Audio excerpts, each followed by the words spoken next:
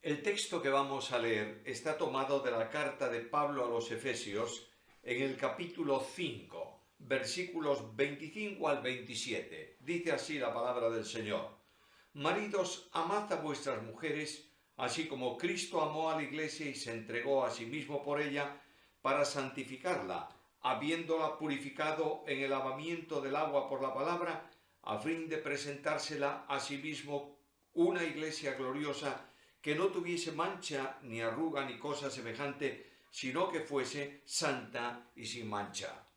Aunque el texto comienza haciendo una referencia a los maridos, indudablemente la idea de Pablo en toda la carta no es hablar de matrimonio, es hablar de Cristo y de la Iglesia.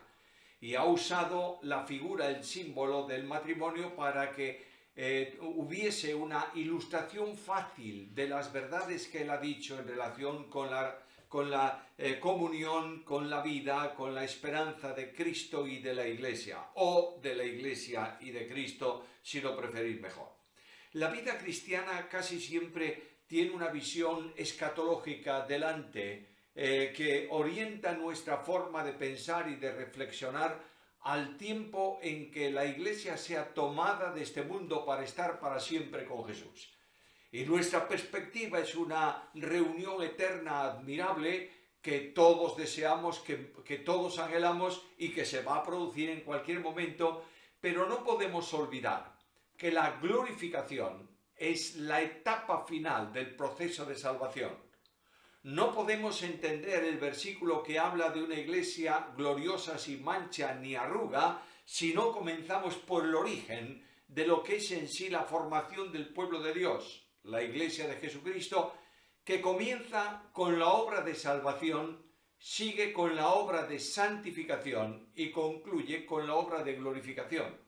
Permitidme pues tomar primeramente como introducción a este asunto, a este tema, tomar primeramente el inicio, el origen, el arranque de nuestra esperanza que descansa en la obra de salvación. Hay tres cosas, por tanto, que debemos ver. Primeramente, la liberación. En segundo lugar, debemos hablar de conducción. Y finalmente, del término o la esperanza cumplida. Primeramente, pues, la liberación. La salvación es un proceso que Dios determinó y estableció en la eternidad. Antes de que el mundo fuese creado, Dios determinó salvar al pecador.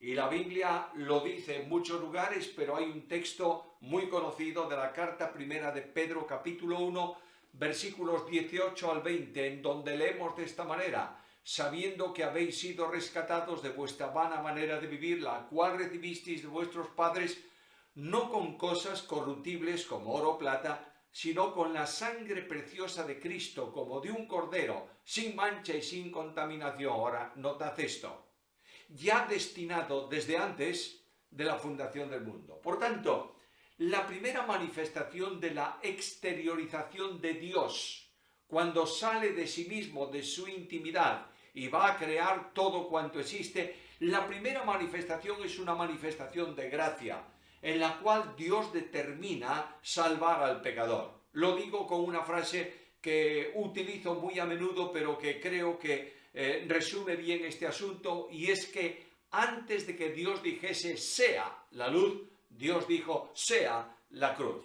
Después de esto, Dios crea el universo, los ángeles y los hombres. Y el hombre peca y cae por consiguiente en una experiencia traumática en relación con Dios, en relación con sus semejantes y en relación con él mismo. La naturaleza pecaminosa viene a formar parte de la experiencia de vida cotidiana del hombre. De otra manera, el hombre desobedece porque es desobediente, es decir, por condición. Voy a aclararlo, a decirlo mejor. No es desobediente porque desobedece, sino que no le queda otra opción que desobedecer, porque su naturaleza es orientada permanentemente al mal.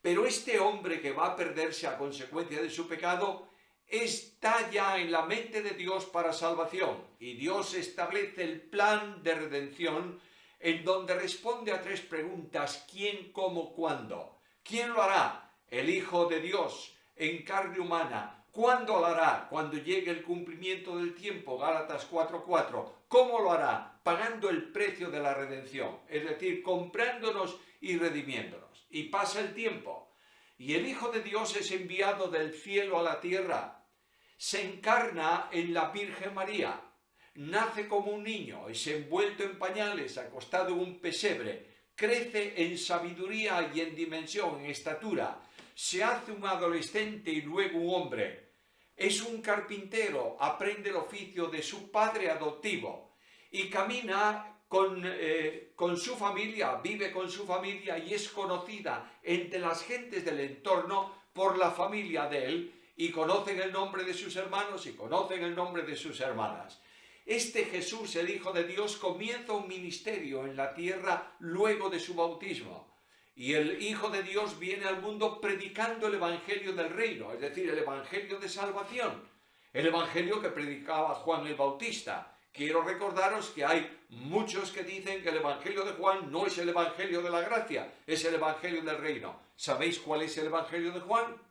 Primer punto del Evangelio de Juan: arrepentíos porque el reino de los cielos se ha acercado. Segundo punto: he aquí el Cordero de Dios que quita el pecado del mundo. Ese es el Evangelio de la gracia, porque nadie entra al reino si no es salvo por gracia, mediante la fe.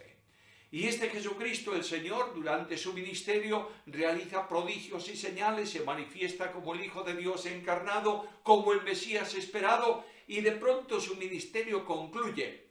No porque no puede evitarlo, sino porque está determinado. Al Padre le place dar a su Hijo en propiciación por nuestros pecados, y la profecía dice que cargó sobre él el pecado de todos nosotros. Y Cristo va a la cruz. Todo esto lo sabéis de sobra. Estoy simplemente haciendo una panorámica. Y en esa cruz Cristo experimenta la muerte física y espiritual por nosotros. Y es abandonado del Padre, rechazado, puesto en la condición de un maldito. Aunque Él es bendito y santísimo, el pecado no le afecta. Es tratado como maldición. Y Pablo dice que al que no conoció pecado, por nosotros lo hizo pecado, en el sentido de sacrificio expiatorio por el pecado. Y el Hijo de Dios que muere en la cruz, no muere solo en favor de los hombres, sino ocupando el lugar del pecador.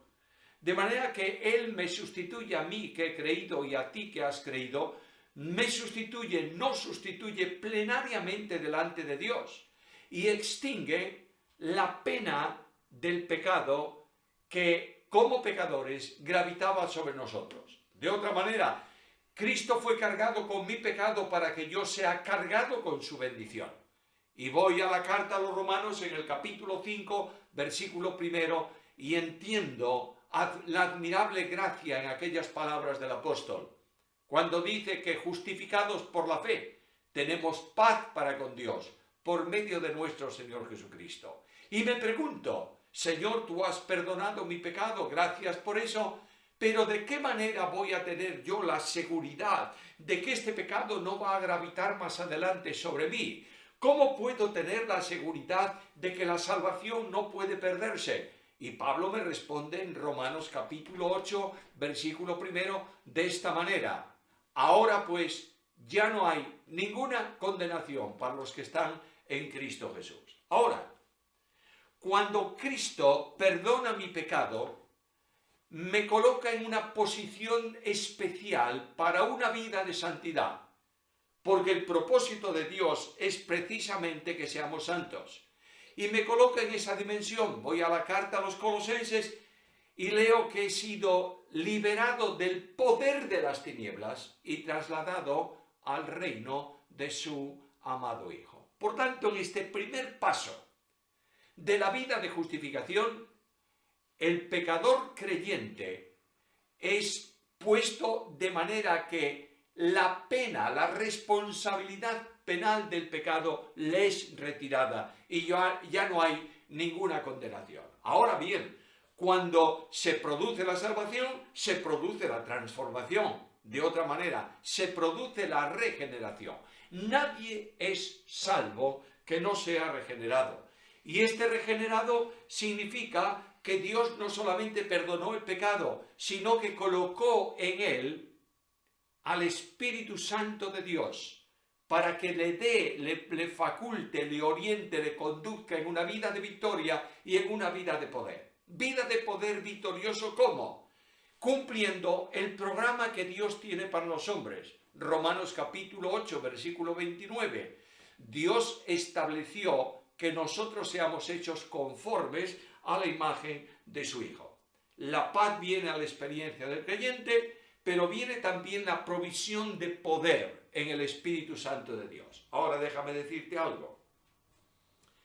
Esta transformación convierte a cada creyente en el templo de Dios en espíritu. El Dios Trino asienta en el corazón del creyente y lo constituye y lo santifica para ser su templo espiritual. No solamente está el Espíritu Santo como residente en nosotros, sino el Padre y el Hijo también. Recordad las palabras de Jesús cuando dice: el que me ama, mi Padre le amará, y vendremos, el Padre y yo, vendremos a él y haremos con él morada. Cuando una persona de la Santísima Trinidad se ubica, permitidme decirlo así de fácil, en un lugar, la Trinidad Santísima está ahí. De manera que el Padre, el Hijo y el Espíritu Santo ha venido a hacer morada en cada uno de los creyentes. Y el Espíritu Santo tiene una misión y el Padre tiene otra y el Hijo tiene otra. Pero el Espíritu Santo viene con la misión de cumplir el programa del Padre, que seamos hechos conformes a la imagen de su Hijo. ¿Y cómo era Cristo? Bueno, Cristo era un hombre impecable, sin pecado. Y el programa de Dios es este. No es una novedad del Nuevo Testamento, es el origen de la humanidad. Cuando Dios creó al hombre, lo hizo a su imagen y semejanza. ¿Y cuál es la imagen de Dios? Vas a la carta a los Colosenses y el apóstol Pablo nos dice que en él habita plenamente la plenitud de la deidad, que él es la imagen del Dios invisible, etcétera, etcétera, etcétera. La carta a los Hebreos dice exactamente lo mismo. Por tanto, la imagen que Dios tuvo para crear al hombre era la imagen del Hijo, que expresa la imagen de Dios. Y esta imagen está en nosotros y está siendo reproducida a la vista de todos por la acción poderosa de Dios el Espíritu Santo. He creído, por tanto, Dios ha retirado de mí la responsabilidad penal del pecado, no hay condenación. Segundo paso, la conducción. Ya estoy en la vida cristiana. Cristo está en mí, yo estoy en él, el Espíritu residente en nosotros, la comunión con el Padre, en fin, todas esas grandes bendiciones ya están en mi experiencia. Pero quiero recordarte de nuevo el propósito de Dios, porque tiene mucho que ver con el versículo de la carta a los Efesios, cuando dice que Dios quiere presentarse a la esposa a sí mismo gloriosa, sin mancha, ni arruga, ni cosa semejante. El propósito de Dios es que seamos hechos conformes a la imagen de su Hijo. Por tanto, para que podamos vivir una experiencia de santidad, Dios no establece leyes y normas. Déjame insistir en esto. Hay muchos creyentes que creen que la santidad es hacer o no hacer, ir o no ir, vestirse o no vestirse, cantar de una forma o cantar de otra. La santidad experimental, vital, real en la vida del cristiano no consiste en normas y estructuras religiosas o históricas. La santidad solo es posible viviendo a Cristo. Para poder ser santos, nosotros tenemos que ser liberados de nuestra condición pecaminosa, o por lo menos de la potencialidad del pecado en nuestras vidas. No creas que cuando el creyente ya es salvo, esa potencialidad de la vieja naturaleza ha desaparecido. Lee Romanos capítulo 7, en donde el apóstol Pablo dice: yo quiero hacer esto y lo otro y lo demás allá, pero me doy cuenta que no puedo porque hay en mí algo que me arrastra a hacer lo que no quiero. Y él dice: miserable de mí, ¿quién me librará de este cuerpo de muerte? E inmediatamente dice: más gracias sean dadas a Dios por Jesucristo. De manera que la santidad consiste en reproducir a Cristo. Claro está, la imagen de Cristo no es específicamente física, la imagen de Cristo es espiritual. Y la imagen de Cristo está expresada en Gálatas capítulo 5, donde se habla del fruto del Espíritu, ese es Jesús. Y eso es lo que el Espíritu Santo está produciendo en nosotros. Por tanto, para poder vivir una vida de santidad, tengo que ser liberado del poder del pecado.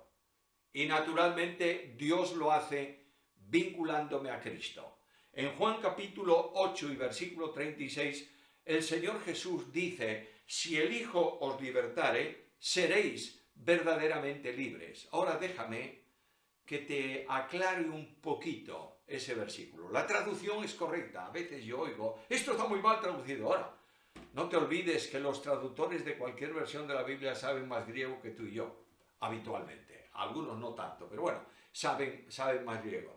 Y la traducción es correcta. Si el Hijo os libertare, seréis verdaderamente libres. Pero nota que ahí hay un condicional, ese verbo seréis. Habla de condición. Y yo quiero traducirlo de otra manera que expresa lo mismo, pero a lo mejor más comprensible. Solo cuando el Hijo te libra o te libera, eres libre. De manera que el Hijo te ha librado de la condenación eterna. ¿Cuándo? Cuando se hizo vida en tu vida, cuando tú creíste. El Hijo te va liberando del poder del pecado cotidianamente cuando Él, que es el gran liberador, se hace vida en tu vida. De otra manera, si no vives a Cristo, nunca eres libre. Y yo veo grandes santos, entre comillas, que son impecables a los ojos de las congregaciones, que cantan solamente los signos históricos de la fe cristiana, que visten su correspondiente saco y corbata o lo que sea para ir al culto el domingo, que no van no entran en una cafetería, que no, en fin, 5.000 cosas por el estilo y dicen, soy santo. No, eres un hipócrita. Porque estás tratando de ser santo tú, con tu fuerza. Y el nivel de santidad lo da Cristo. Solo cuando el Espíritu reproduce a Cristo en tu vida, eres santo. Mira, yo soy la 5ª generación de evangélicos en España. Mi tatarabuela materna fue la primera. Mi bisabuela, mi abuela, mi madre. Bueno, yo tenía una experiencia de santidad muy curiosa. Había cosas que se podían hacer, cosas que no se podían hacer. Entre las cosas que no se podían hacer era entrar en una cafetería. Eso era pecado. Bueno. Otra cosa es que tú no podías ir al culto como lógicamente un niño debiera ir, con ropa cómoda. No. Para ir al culto había que ir con saco, no sé si llamáis ahí en Dominicana saco o chaqueta, lo que os dé la gana, saco y corbata. Pero no llegaba con ir con camisa y corbata. La camisa tenía que tener el cuello almidonado, cuello duro. ¿Tú sabes lo que es eso? Bueno, seguramente que en Dominicana no tenéis mucha experiencia de eso, pero eso era curioso. Una tía mía, una hermana de mi madre, que era la que tenía en su misión hacer esto, cada vez que yo la veía el sábado por la tarde la odiaba. Y esta tía me agarraba la camisa del domingo.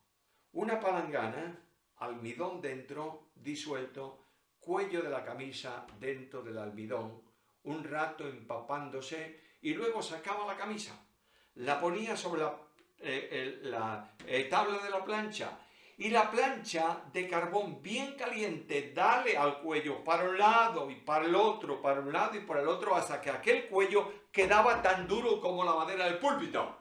Y ahora venía el domingo y había que poner esa camisa con ese cuello.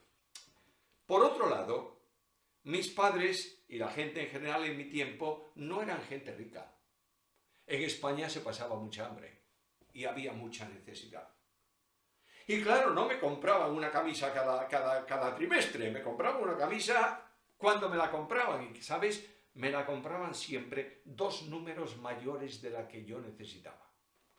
De modo que yo ponía, cuando me compraban y estrenaba camisa, con cuello almidonado, tenía camisa con ventilación, porque el cuello salía hacia afuera y el viento, ¡ah, qué felicidad!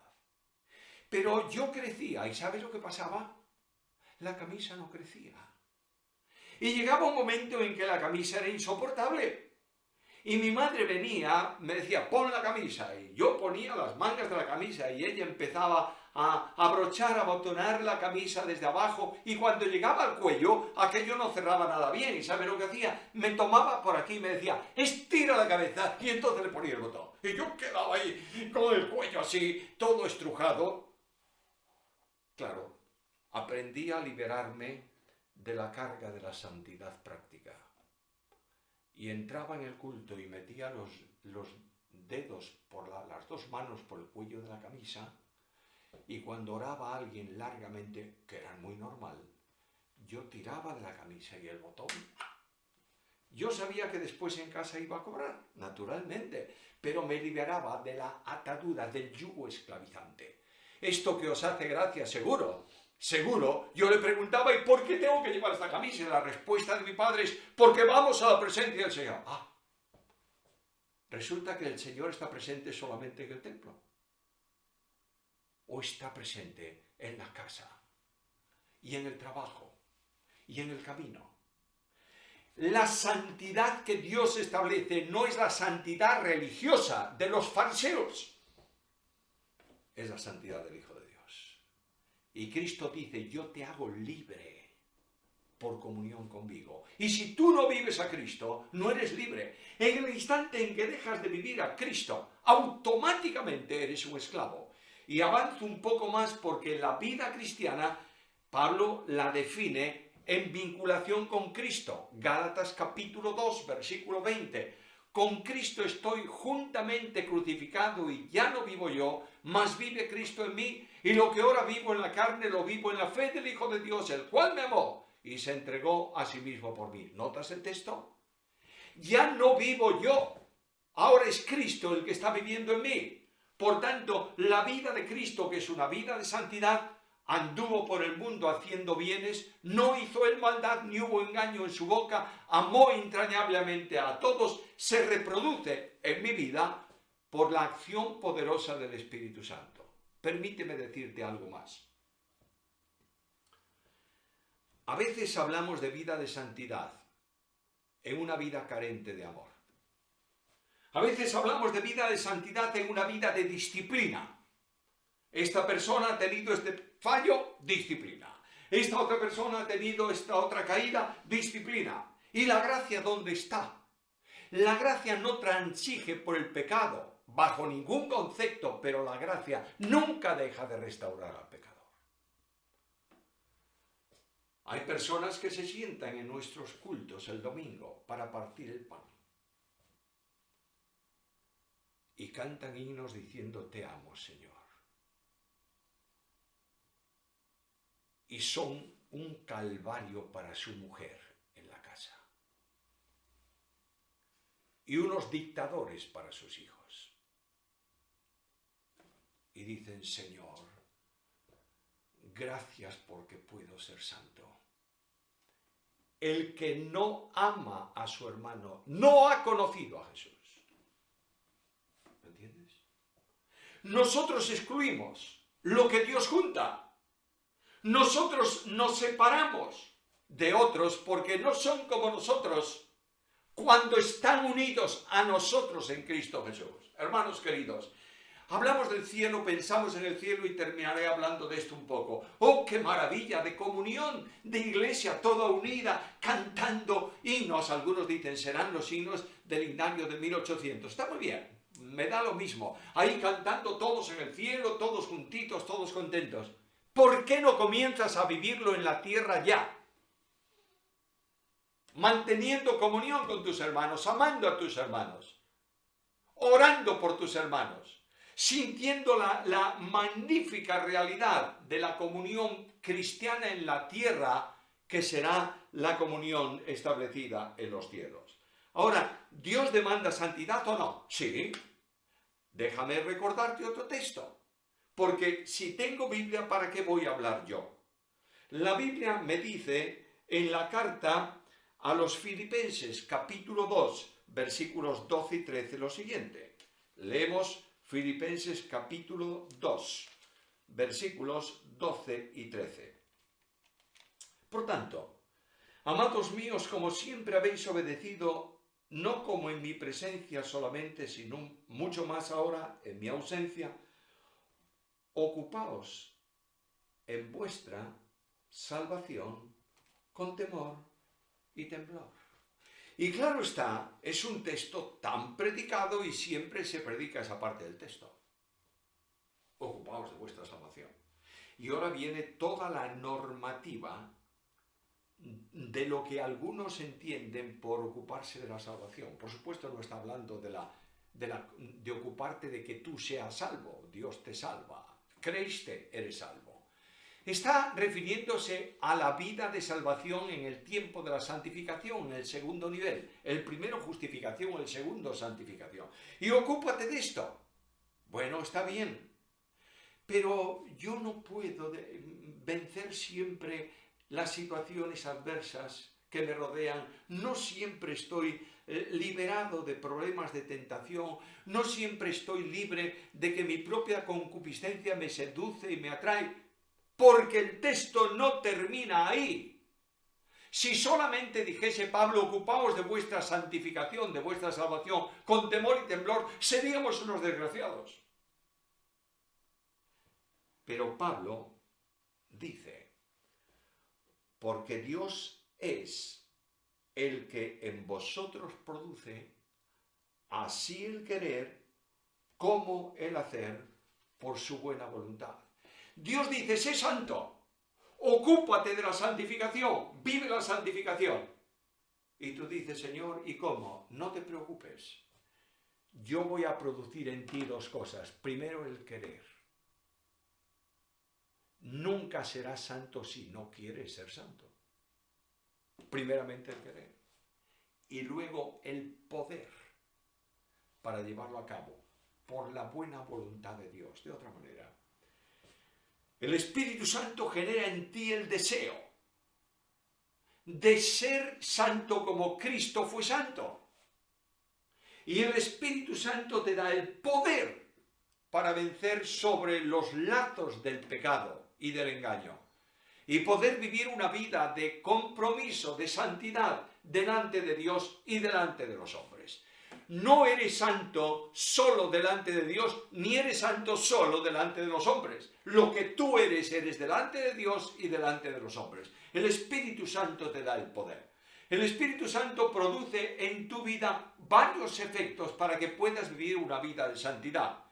El Señor Jesús oró a su Padre, Juan 17, y dice, santifícalos en tu verdad. Tu palabra es la verdad.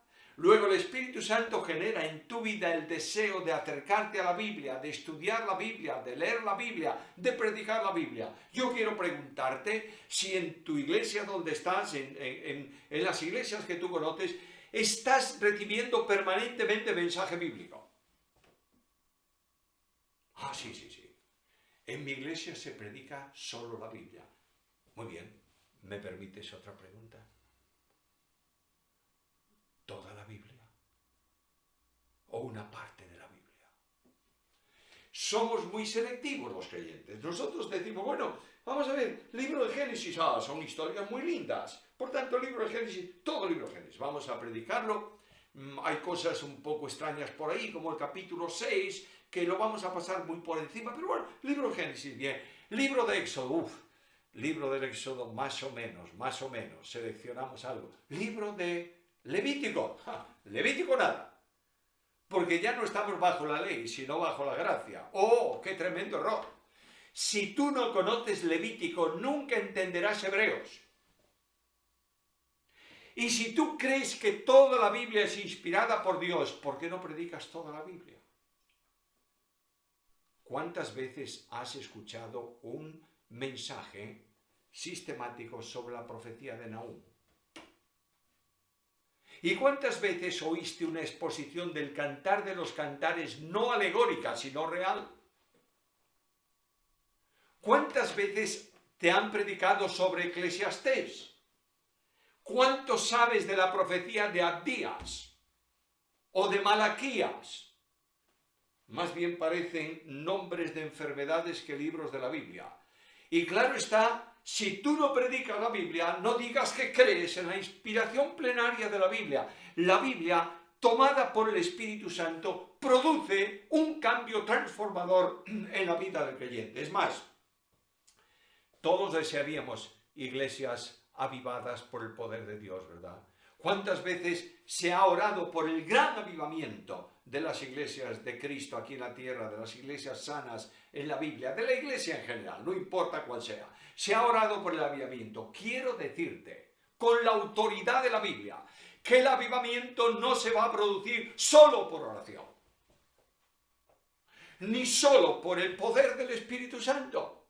El avivamiento se produce cuando el Espíritu Santo aplica la Biblia a la vida de los creyentes. Y esa Biblia aplicada por el Espíritu Santo toca las fibras del interior y produce el querer. Y el Espíritu te da la capacidad para el hacer conforme a la voluntad de Dios. Ahora, cuando esto se produce, indudablemente, va a ocurrir algo. ¿Sabes qué es? Primera carta de Pedro, capítulo 1, versículos 14 al 16. Sed santos en toda vuestra manera de vivir, porque está escrito: sed santos, porque yo soy santo. No sé si os habéis dado cuenta de algo, pero paréntesis aquí. Estaba viendo el reloj para terminar mi mensaje en tiempo correcto y ¿sabes una cosa? Se ha parado. De manera que no llevo mucho la cuenta de cuánto hemos avanzado. Pero voy a hablar del último punto, el término de esto. Me hacen señas desde control que llevo 40 minutos, no, 30 minutos. Bueno, muy bien, entonces aguantadme un poquito más, gracias. Esto es una... Yo estoy hermosamente feliz, dichosamente, no hermosamente feliz, cuando pienso en el cielo, ¿sabes? Ni un reloj. Y eso es lo que pasa aquí en la tierra. Pero la santidad. Voy a terminar ese segundo punto. Tenemos que ser santos porque Cristo es santo en toda nuestra manera de vivir. Déjame enfatizar este asunto y decirte que la santidad no es algo opcional, es la única forma de vivir la vida cristiana. Por último, el término. A ese versículo de Efesios dice que Dios va a presentarse a sí mismo, la iglesia gloriosa, que no tiene mancha, no tendrá mancha, ni arruga, ni cosa semejante. Y nota que hay un tiempo futuro. La presentará. Ocurrirá en un día. Y el final de la etapa de santificación concluye con el de glorificación. En la primera etapa, en la justificación, el pecado, la responsabilidad penal del pecado es separada del creyente. En la segunda etapa de santificación, el poder del pecado es separado de la experiencia del creyente. Y en la tercera etapa de glorificación, el pecado es separado de la realidad del creyente. Nunca más el pecado va a afectar al creyente. Ahora, ¿cómo va a ser esa presentación? El Señor Jesús, Juan capítulo 14, versículos 1 al 4, dijo a los suyos: no se turbe vuestro corazón, creéis en Dios, creed también en mí. En la casa de mi Padre hay muchas moradas, si así no fuera os lo hubiera dicho. Voy pues a preparar lugar para vosotros, y si me fuese y os preparase lugar, vendré otra vez y os tomaré a mí mismo, para que donde yo estoy, vosotros estéis conmigo, y sabéis a dónde voy, y sabéis el camino. De manera que el Señor dice: voy, preparo, vengo, os tomo, estaréis conmigo. Y en ese momento va a producirse precisamente lo que Pablo dice aquí. Dios va a presentarse a sí mismo una iglesia gloriosa. Es decir, todos los creyentes seremos glorificados. Los muertos en Cristo resucitarán primero, dice Pablo en Tesalonicenses 4. Luego nosotros, los que vivimos, los que hayamos quedado, seremos arrebatados juntamente con ellos en el aire para recibir al Señor en las nubes, y así estaremos siempre con el Señor. ¡Qué momento glorioso! Dejamos el mundo con sus problemas, con sus miserias, recibimos el cuerpo de resurrección, el cuerpo de gloria, y ascendemos con Cristo para estar para siempre con Él. En ese momento, la gloriosa iglesia se va a manifestar. La iglesia vestida de blanco, la veis en el Apocalipsis y dice, está vestida de blanco, que son las acciones justas de los santos. Pero aquí Pablo habla de dos cosas. Habla de arruga y habla de mancha. Indudablemente la arruga tiene que ver ¿con qué? Bueno, la arruga no tiene que ver con el vestido. Tiene que ver con la persona. A medida que el tiempo pasa, vas teniendo arrugas. ¿Te das cuenta o no? Claro, yo ya no me preocupo de las mías porque las veo todos los días. Entonces digo, igual que ayer. Pero yo tenía una frente tersa. Hoy tengo arrugas. Tenía un pelo sin canas. Hoy está muy blanco. Tenía una espalda muy recta. Ahora ya se inclina. Podía caminar muchísimo y hacer muchos esfuerzos y hoy me canso. Pero la Biblia me dice, mira, todo ese cuerpo que tiene arrugas va a ser cambiado. Sin arruga. ¿Sabe lo que significa eso? Significa que el tiempo actual no va a causar problemas al cuerpo de resurrección. No es que el tiempo no transcurra y que seamos eternos, no es eso. Lo que está diciendo la Biblia es que estaremos para siempre iguales en la presencia del Señor, donde el tiempo, aunque pase porque no hay ser vivo para el que no transcurre el tiempo, será un pasar que no afecta para nada nuestra situación actual. Se entierra en corrupción, se resucita en incorrupción, se siembra en humillación, se levanta en gloria. Por tanto, será un cuerpo transformado, sin arruga. Pero los vestidos en la presencia del Señor, simbólicamente hablando, por supuesto, serán sin mancha. No hay peor cosa que una mancha. Vosotros no me conocéis mucho, pero uno de mis problemas es la adicción a la mancha cuando como. De manera que yo me hago un examen de propósito al empezar a comer. Digo, Samuel, por favor, no se te ocurra mancharte hoy. Y voy comiendo con toda la delicadeza, con mucho cuidadito, y llega al final y resulta que queda ahí un bocado de comida que a mí me encanta, y debajo de ese bocado de comida hay un poco de salsa. Y yo tomo el bocado de comida con el tenedor y fíjate qué casualidad. Se me resbala la comida y cae, ¿dónde? En la salsa. ¿Y a dónde va a parar la salsa? A mi camisa. Pero hombre, si la salsa tiene mucho camino para irse por ahí, pero hay por ahí eso que se llama la ley de Murphy, que cae la salsa en la comida y viene a tu camisa. Y naturalmente yo procuro tapar esa mancha. Voy a la presencia del Señor, no hay mancha, vestido absolutamente perfecto, las acciones justas de los santos. Y vamos a entrar con Cristo en la ciudad que Él prepara para nosotros. Si tú quieres dedicar un poco de tiempo hoy a la lectura de esa maravilla, lee el capítulo 21 del libro de Apocalipsis y notarás una ciudad con medidas tremendamente grandes, una ciudad con los materiales más lujosos que puedas imaginarte, una ciudad con una compañía admirable de salvos, en donde los ángeles están allí al servicio de los herederos de salvación, donde no hay problemas ni dificultades, un lugar de paz, de calma y de tranquilidad.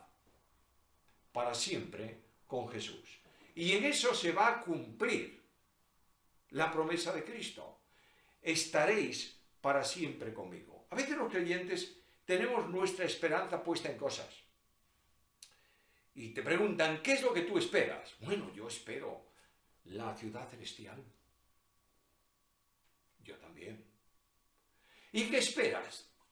Bueno, espero la comunión con todos los creyentes. Yo también.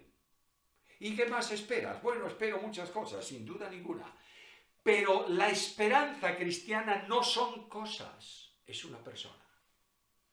Cristo es en vosotros esperanza de gloria.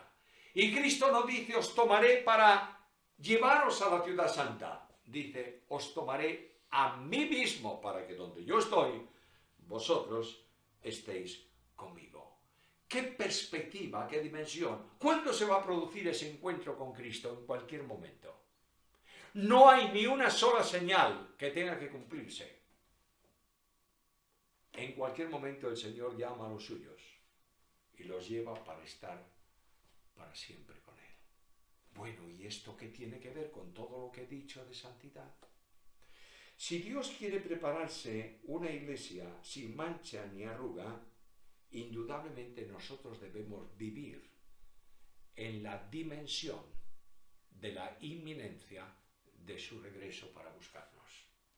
Y nuestra vida debiera ser una vida sin mancha, una vida bajo el control del Espíritu Santo, y quiero decirte que la vida cristiana no es posible sin el poder del Espíritu. De otra manera, la vida cristiana no es posible si no andas en el Espíritu. Por tanto, Dios nos llama en este momento a una entrega incondicional bajo el control del Espíritu Santo de Dios, permitiendo que opere en nosotros, que no haya pecado en nosotros oculto sin confesar, que entristezca al Espíritu Santo, que no haya un camino que Él marcó para tu vida y para la mía y que tú tomes otro diferente, resistiendo al Espíritu. El texto es claro, andad en el Espíritu. Y solo cuando andas en el Espíritu podrás cumplir el propósito de Dios y vivir en la tierra santamente para seguir en esa misma dimensión en el cielo. Se cuenta que en una montaña del norte de Italia, en los Alpes, un turista iba caminando por allí viendo la belleza tremenda de esos montes y de pronto pasó por delante de una finca, de una casa cerrada con su muro de piedra. El portalón estaba abierto y él se acercó al portal y vio un jardín impresionante y dijo, oye, qué cosa más bella. Y allí en el jardín estaba trabajando un hombre mayor. Y este turista se atrevió a entrar en la finca, saludó al jardinero y le dijo, solamente me tomo la licencia de entrar para admirar este jardín y felicitar a usted porque es una maravilla como lo tiene.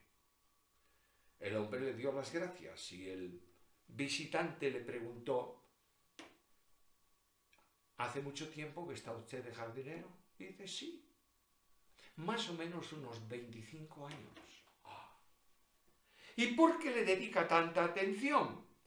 Porque el dueño me dijo, prepárame el jardín, ténmelo cuidado porque voy a venir en cualquier momento.